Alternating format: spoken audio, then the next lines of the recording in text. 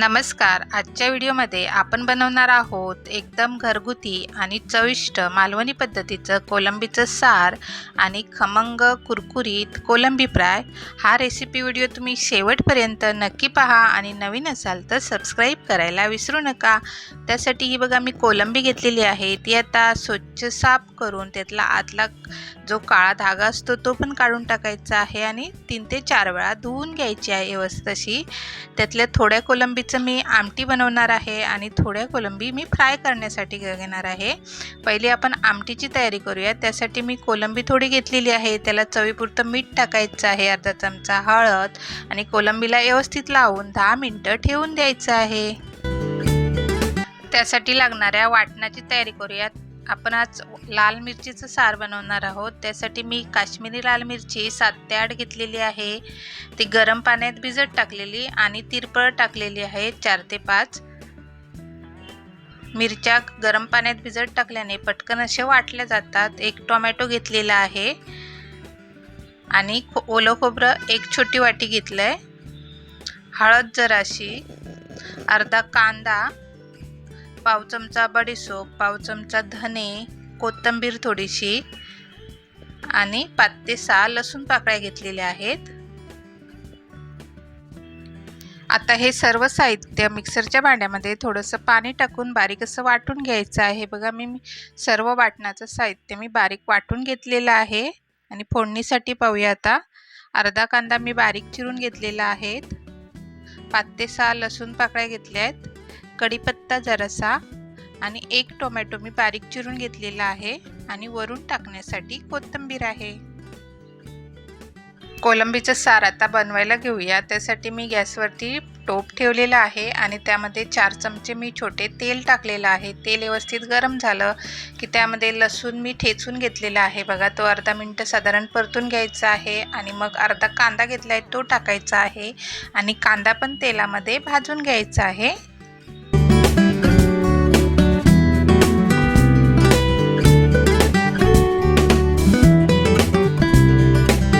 हा बघा टोमॅटो तेलामध्ये नरम झाला की आपण जे खोबऱ्याचं वाटण करून घेतलेलं आहे ते टाकायचं आहे फोडणीला आणि व्यवस्थित असं मिक्स करून त्यामध्ये पुन्हा पाणी टाकायचं आहे. मिक्सरच्याच भांड्यामध्ये थोडंसं 1 ग्लास साधारण पाणी टाकायचं आहे आणि ते यामध्ये ओतायचं आहे. तुम्हाला ज्या प्रमाणात सार पातळ पाहिजे त्या प्रमाणात तुम्ही पाण्याचा वापर कमी जास्त करू शकता. चवीपुरतं मीठ टाकायचं आहे आणि 5 ते 6 कोकम टाकायचे आहेत आणि व्यवस्थित अशी या साराला उकळी यायला द्यायची आहे.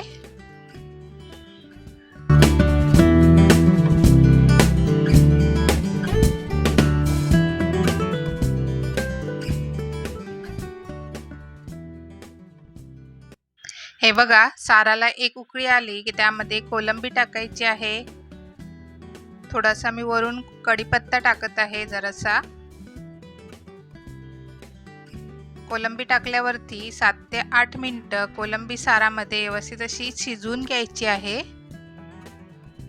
ताजी कोलंबी मालवणी मसाल्याचा झणझणीत स्वाद आणि भाकरी किंवा भातासोबत मस्त लागणारं हे सार म्हणजे जेवणाची रंगतच वाढवतं.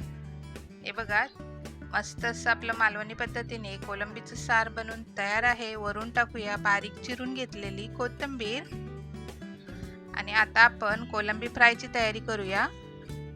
हे बघा कोलंबी मी स्वच्छ साफ करून घेतलेली आहे. यातला काळा धागा पण काढून टाकलाय आणि मी त्याचे पाय ठेवलेले आहेत. ते छान असे कुरकुरीत लागतात फ्राय केल्यावरती. तुम्हाला जर नको असतील तर तुम्ही काढलात तरी चालेल.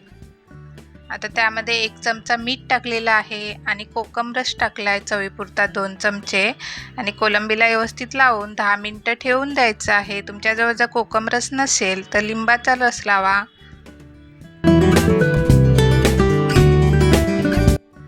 कोलंबीला 10 मिनिटं झालेले आहे. त्याला आता मसाले लावून घेऊया. त्यासाठी मी 1 चमचा लाल तिखट घेतलेला आहे, पाव चमचा आलं लसूण पेस्ट, पाव चमचा हळद आणि हे व्यवस्थित असं कोलंबीला लावून घ्यायचं आहे. आणि 5 ते 10 मिनटं ठेवून द्यायचं आहे. तुमच्याजवळ जर जास्त वेळ असेल तर जास्त वेळ ठेवला तरी काही नाही. हे बघा, कोलंबीला 10 मिनटं झालेली आहेत साधारण. आज मी रवा आणि तांदळाच्या पिठाचं वेगळं असं कोटिंग करणार नाही आहे. त्यामध्येच टाकते आहे मी 1 चमचा रवा आणि 1 चमचा तांदळाचं पीठ आणि त्या कोलंबीला व्यवस्थित असं मिक्स करून लावून घ्यायचं आहे.